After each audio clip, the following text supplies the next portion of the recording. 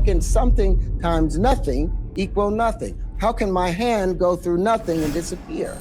This is what 1 times 1 equaling 1 has got us.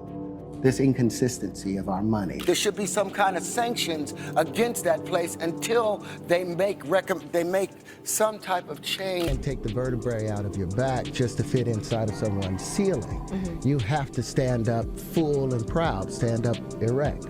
From Marvel's decision to replace him in Iron Man 2 to his defense of Chris Brown after the A accusations involving Rihanna, Terrence Howard has consistently found himself in challenging situations whenever he has spoken about the industry's dark secrets. However, it now appears that he is no longer afraid and is finally revealing that these incidents were all traps set to destroy him. Money has always been a contentious issue in the industry, and it seems Terrence Howard has reached a breaking point, voicing grievances about his experiences. He has hinted that something unjust has occurred in his career. Terrence Howard is undoubtedly familiar to both movie and TV audiences, with an extensive list of screen credits documented on IMDb. Howard's career received a significant boost when he landed the role of Jackie Jackson in the 1992 made-for-TV movie The Jacksons: An American Dream, depicting the story of the Jackson 5. Following this breakout performance, he starred alongside Martin Lawrence in the 2000 film Big Mama's House, which further elevated his profile in the industry.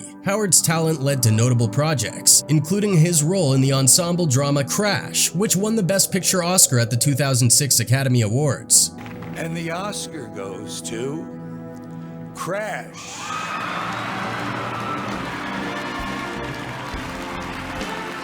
In the following years, Howard secured the lead role in the rap drama Hustle and Flow, a performance that earned him an Academy Award nomination for Best Actor. His diverse portfolio also includes notable projects such as Iron Man, Disney's The Princess and the Frog, the lead role in the short-lived spin-off Law & Order LA, and a significant part in director Lee Daniels The Butler. When Daniels was assembling the cast for his television series Empire, Howard was tapped for the starring role of rapper and mogul Lucious Lyon. The show proved to be a resounding success, running from 2015 until 2020. I love what you did with the house.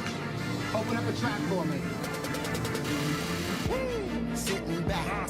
Alongside his on-screen triumphs, Terrence Howard has garnered a reputation for being challenging to work with, a label that some attribute to his passionate nature. According to an unnamed television executive cited in the New York Post, Howard is known for being quick to anger and for his uncompromising demeanor when things don't go his way. When you said after you complete these 15 episodes of Empire, you gotta walk away for a while or forever?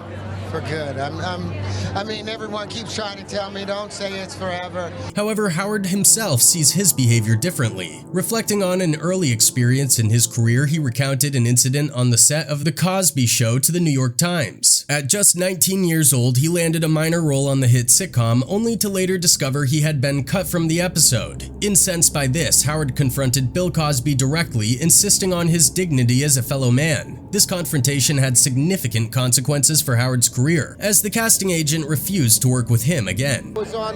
I had an opportunity to go and be on The Cosby Show, and I remember. For Howard, this incident established a pattern for his professional life. He explained that he is willing to stand up for what he believes in, even if it means facing repercussions. Terrence Howard landed what could be considered his career-defining role when he was cast as Jim Rhodey Rhodes, also known as War Machine, in the 2008 blockbuster film Iron Man. Notably, Howard was the first actor selected for the role, and commanded the highest salary, reportedly earning $3.5 million with the potential for an additional $5 million if a sequel materialized. He even purportedly offered to reduce his own salary by $1 million to facilitate the casting of Robert Downey Jr., whose well-publicized struggles with Substance A made the studio hesitant to hire him.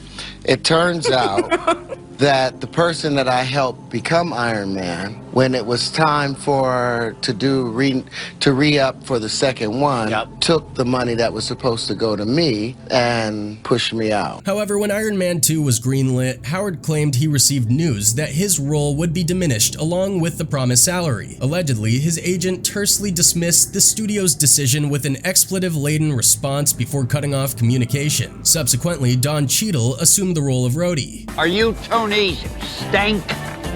Yes, this is Tony Stank.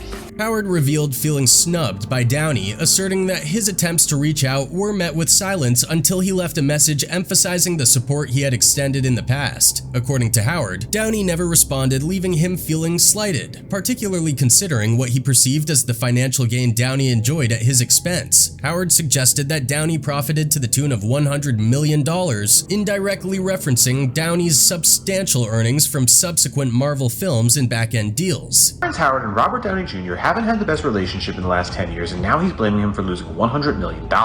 In 2008, the release of Iron Man marked the beginning of the most successful franchise in Hollywood history, catapulting Robert Downey Jr. into the ranks of A-list superstardom. Virtually every individual associated with the film, including Kevin Feige, Jon Favreau, Gwyneth Paltrow, and Paul Bettany, has since become an integral part of the Marvel Cinematic Universe. However, one actor departed the superhero flick feeling deeply aggrieved by Marvel Studios. Terrence Howard, initially cast as Colonel James Rhodey Rhodes, Tony Stark's right-hand man in the Marvel Cinematic Universe, seemed like an ideal fit for the role. However, despite his promising start, Howard's journey with the franchise took an unexpected turn, leading to his departure before Iron Man 2 began filming. Was that the case? We had a 3-picture deal that, that before we did the first one, everything was already set out what was going to take place with that. They chose not to honor that deal. The decision to part ways with Howard stemmed from a variety of factors, including conflicts on set and contentious financial negotiations. Despite his portrayal of Rhodey being well received, behind-the-scenes tensions and disagreements with the studio ultimately led to his exit from the franchise. While Howard's departure prevented him from appearing in subsequent Marvel films like Avengers: Infinity War, the circumstances surrounding his exit underscore the complex dynamics at play within the entertainment industry. Because they wanted to go in the direction of having Robert remain as the lead, because War Machine was supposed to take over the second one. Oh. And so they gave me an offer I couldn't refuse. These incidents underscored Howard's propensity for friction in collaborative settings, setting the stage for his tumultuous relationship with Marvel Studios. According to reports from the New York Post and industry insiders, Terrence Howard's reputation as a hothead and his need for control over every aspect of his work have been well documented. These traits, combined with a history of accusations, created a challenging dynamic for any collaborative effort. Marvel Studios, known for its own assertiveness and occasional clashes with talent over creative differences, has seen its fair share of high-profile departures, including Edward Norton, Edgar Wright, and Patty Jenkins. As is evident, I got more worried about it. I was very interested because I loved it. I'm not like snobby about it. In the mid-2000s, Terrence Howard's star was on the rise, bolstered by acclaimed performances in films like Hustle and Flow and Crash. Recognizing his talent, Marvel offered him a substantial paycheck, reportedly between $3.5 and $4.5 million, to portray Colonel James Rhodey Rhodes in Iron Man. Surpassing even Robert Downey Jr.'s initial earnings, Howard became not only the first actor signed for the film, but also the highest paid star in the entire production. Did you have a gut feeling that this movie was going to be really transformative? No, check this out. I made $12,000 for doing Hustle and Flow. Initially, Howard's collaboration with Marvel appeared promising, with the studio even promising him an additional $5 million if Iron Man 2 moved forward. However, despite the sequel's confirmation, Howard never got the chance to reprise his role as War Machine. The reasons behind this abrupt departure involve a complex interplay of personal and professional dynamics, ultimately resulting in Howard's exit from the franchise. The conclusion of Iron Man holds one of the most poignant moments in the Marvel Cinematic Universe, as Terrence Howard's character, considering donning the War Machine suit, utters the bittersweet words, "Next time, baby." However, this next time never materialized for Howard.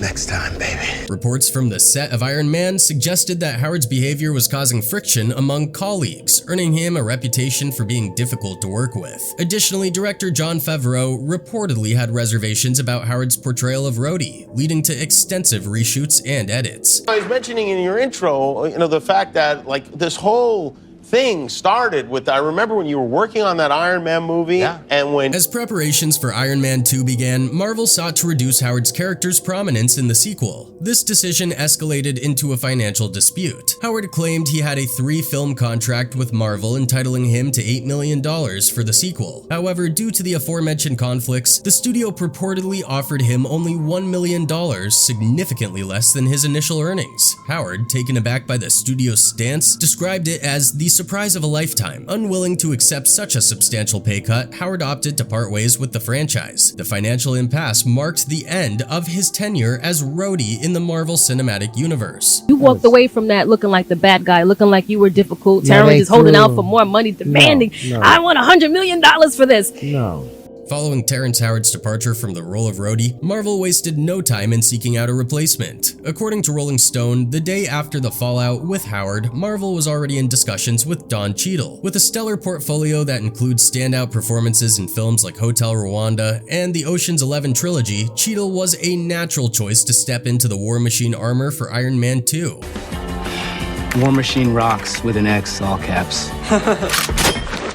Interestingly, Cheadle's involvement with the Marvel Cinematic Universe almost predates Howard's tenure. Reports suggest that Cheadle was initially considered for the role of Rhodey in the first Iron Man film, indicating that Marvel had him in mind for the character even before Howard's casting. As the actor explained to MTV News, quote, "I met very early on before the first one with Jon Favreau and the team, and I guess there was a split. Some people Terrence, some people me." Howard backs that story up, telling the radio show Sway in the morning via Cinema Blend, quote, "Really, initially they wanted Don in that role, but my agent pushed me in, so I never had any beef with Don about it." It wasn't just dropped.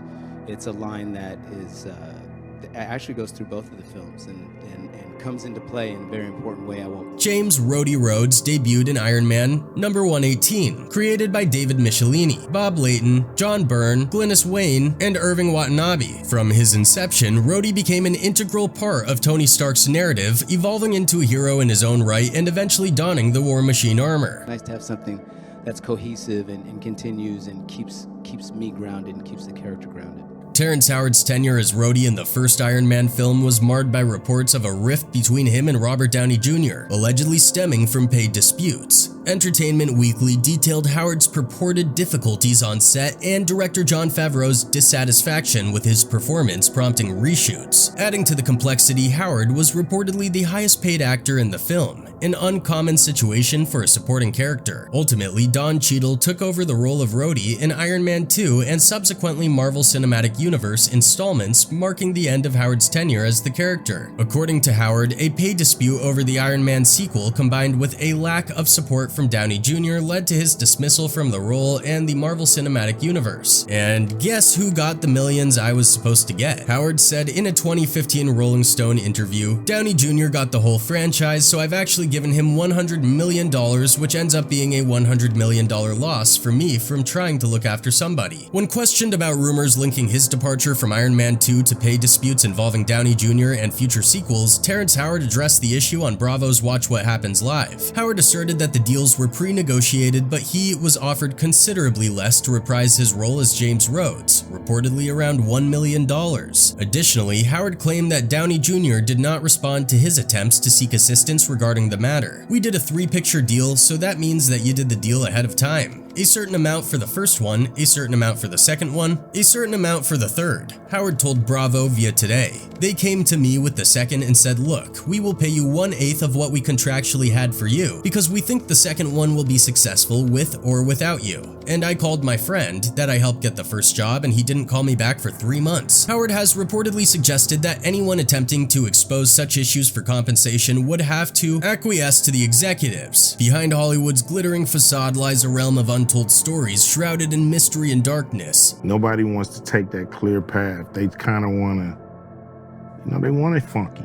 They want to kind of thrive off. And Smart Guy shared a similar experience working in Hollywood, revealing that artists were invited to parties where they were coerced into performing obscene activities to secure deals with record labels. These actions were recorded, ensuring that if the artists ever tried to back out in the future, the recordings could be used against them. They might send a stylist Hey, wear this. and the stylist is being all extra tight. "Listen, homie, we ain't doing that." Or they might invite you to a party and there's a sausage party. Smart Guy shared a similar experience working in Hollywood, revealing that artists were invited to parties where they were coerced into performing obscene activities to secure deals with record labels. According to him, these artists were possibly forced to sell their souls for money and fame. They were not only pressured into unusual acts, but also forcibly Furthermore, they were made to work late into the night to test their stamina and finalize their deals. They'll have you out and about because they trying to you. So you be in a studio session late at night and they'll see if you a meatball, yo bro, here, hit this blunt. You ain't see the blunt get rolled. Yeah. According to Smart Guy, they record those absurd activities just to blackmail artists in the future. If the artist got famous and had the position, they would have the recording and they could use it to trap them in a contract. The devil's job is to get as many souls as possible. So if you got the potential to be influential, they want you, not because you're talent, because they could use you as a tool to push their agenda. And not only smaller artists are involved in such activities, but Smart Guy also has seen famous artists from the industry who went there just to get their contract signed. Moreover, Cat Williams is an American famous comedian who has been working in the industry for a very long time now. Jamie Foxx, Howard Stern, and Dave Chappelle are just some of the names he has worked with. But when he was working with Jamie Foxx, he noticed something very weird. Mansion is a party, and then it's a separate party in the little rooms. You be looking in all the goddamn rooms, and you around and look in the wrong room and shit. When he started working with Hollywood, he was invited to many parties. Cat did not know that these parties would have dark secrets. When he attended one party, he found out that something else was done there. Come here, come here. Is that kissing? Is one of Professor Ovi? In these rooms, he even saw Jamie Foxx there, who was doing some inappropriate actions in front of his eyes. I can understand because I can tell you the name of the dude. His name is Marcus Anthony. He's the only dude signed to Jamie Foxx's label. Check it out. But after this, comedian Faison Love made a very bold claim about Cat Williams, saying the eccentric comedian is acting out to mask the fact that he is, quote, a gay man. During a sit-down interview with Tom Joyner, the Real Husbands of Hollywood star said he feels like Cat is not living his truth. Quote, I actually feel sorry for him sometimes, he said. Like I said before, he's not living his true destiny. He's living this fake gangster life. He got this whole persona from a friend of mine named Mac Minister. He's a real pimp who tried to do comedy. Orlando Brown is some of these people who have openly talked about these dark parties going on since Hollywood came into being. He has always claimed that people in this industry are monsters who can do anything for their own gains, be it financial or physical. Everybody's a rapper except for you and me, Demon. I agree with you on that. Excuse you, are you gay? Okay, well, I'm not. I know that. Completely. Not only this, he even did some weird mimicry during his latest interview to pump the record execs, and somehow he revealed about those secret night parties of men. Yo, Diddy, you gave me the ooshkash koosmash. You gave me the ooshkash muaf, the shmooshmash. Diddy. Yeah, son. You know what I mean? Moreover, he also accused the elites of the same thing that they force artists to get involved in intimate activities, and he was mainly pointing out Diddy. The symbol. You know what I'm saying? We looking for some shit. We trying to shake up the world, baby. You know what I'm saying? We trying to do some real shit out here. And we all know Diddy has been hosting and organizing all these parties just to make his ties make a more strong position in the industry. Jamie Foxx's viral conspiracy was the one which made the public believe that Diddy is a real giant of this industry, and he had shown great courage recently and risen to the forefront of the celebrity news cycle by revealing P. Diddy's notorious Hollywood bashes. I remember watching Puff at the Beverly Hills Hotel, filming this, and it's a pool party that is ridiculous, man. And after this, internet users were outraged, and after Jamie ended up in the hospital, suspicions quickly turned to Diddy as the possible perpetrator. However, no evidence supports the claim that Jamie's substance misuse was triggered by Diddy's wild parties. However, every revelation apart people have questioned his insanity as he was seen to be talking bluff, and we know when a person in people's eyes talks such things they fall in a challenging situation. People don't hesitate to share their impressions of someone, especially when it's based on a memorable interview like Terrence Howard's 2015 chat with Rolling Stone. Having read plenty of celebrity exposés, it's clear that some of America's wealthiest and most famous individuals can lose touch with reality. But Terrence Howard stands out for his eccentricities, which rival the wild musings of a troubled person you might encounter on the subway. The Rolling Stone piece delves into Howard's life, touching on his troubled past, including allegations of domestic A and a harrowing childhood marked by witnessing his father commit a violent act. However, the focal point is Howard's fixation on a bizarre, self-created version of mathematics that defies logic. This is the last century that our children will ever have been taught that 1 times 1 is 1, said Howard to the absolutely baffled Rolling Stone interviewer. They won't have to grow up in ignorance. 20 years from now, they'll know that 1 times 1 equals 2. We're about to show a new truth, the true universal math. When Terrence Howard isn't on set, he immerses himself in an unconventional pursuit, spending a whopping estimated 17 hours a day crafting intricate objects from copper wire, magnets, and plastic. His belief? That these peculiar shapes hold some profound truth about the universe's energy flow, a theory he's extensively documented in a secretive language he coined teriology. And yes, all of this is indeed sourced from Rolling Stone. Yet, what elevates this from mere eccentricity to something more unsettling is Howard's insistence on involving his wife Mira Pack in his spiraling journey into the esoteric. In a heartbreaking quote to Rolling Stone, Pack, who had been a model and restaurateur in California before having a baby with Howard and moving to Chicago, conveyed the reality of their married life. Quote, "We don't have a normal life. In our 2 years together, I've only gone to restaurants with him 2 or 3 times. We've never been to the supermarket together. We've never been to the movies. I've never gotten a gift from him. Never, never. And then every minute that he has free, it's to do this. I help him cutting, drawing, and putting things together. I've developed a slight form of agoraphobia lately. I never go out. I have no friends here. I feel like Rapunzel, you know, stuck in a penthouse with my baby." Imagine the whirlwind romance with a renowned actor swiftly followed by marriage, the joy of parenthood, and uprooting your life to a new city where you're virtually alone. Then reality sets in. Your spouse is consumed by an obsession that leaves little room for anything else. Mira Pack's poignant words to Rolling Stone paint a picture of isolation and frustration trapped in a gilded cage with her child. Leaving such a scenario is undoubtedly daunting, especially with a child and financial dependency at stake. Would you quietly scheme an exit strategy biding your time? Or faced with relentless eccentricity, might you find yourself questioning reality, drawn into the vortex of belief? It's a haunting dilemma, highlighting the complexities of love, dependence, and personal identity amidst a storm of fame and madness. Unfortunately for Pack, the answer seems to be something akin to Stockholm Syndrome. Rolling Stone noted that Pack has filed for divorce from Howard before the interview even took place, but they still appeared as a couple during the interview. Pack and Howard did end up divorcing in 2015, but the couple became re-engaged in 2018. One might presume that Pack and her children will spend the rest of eternity building dumb shapes with Howard. In case anyone is wondering, yes, 4 years later, Terrence Howard is still at it. In a recent Emmy red carpet interview, Howard told a shocked reporter, quote, "All energy in the universe is expressed in motion, all motion is expressed in waves. All waves are curves, so where does the straight lines come from to make the platonic solids? There are no straight lines. So when I took the flower of life and opened it properly, I found whole new wave conjugations that expose the in-between spaces. It's the thing that holds us all together. These incidents have led people to be polarized about him." One person wrote, quote, "Terrence Howard has been cast as the angry black man in the Iron Man debacle, and I do not believe this is fair. He might have anger issues, but so do Christian Bale, Tom Hardy, Shia LaBeouf, etc. But I do not believe anyone still talks about their outburst and problematic behavior as they do about Terrence." Another one added, quote, "The questionable emphasis on every other word, especially while retelling the story of how Howard's dad got himself arrested, is so annoying. Howard has never forgotten those words, and they've helped him through some pretty desperate moments. However, they don't quite align with the public's perception, leading to suspicion surrounding him."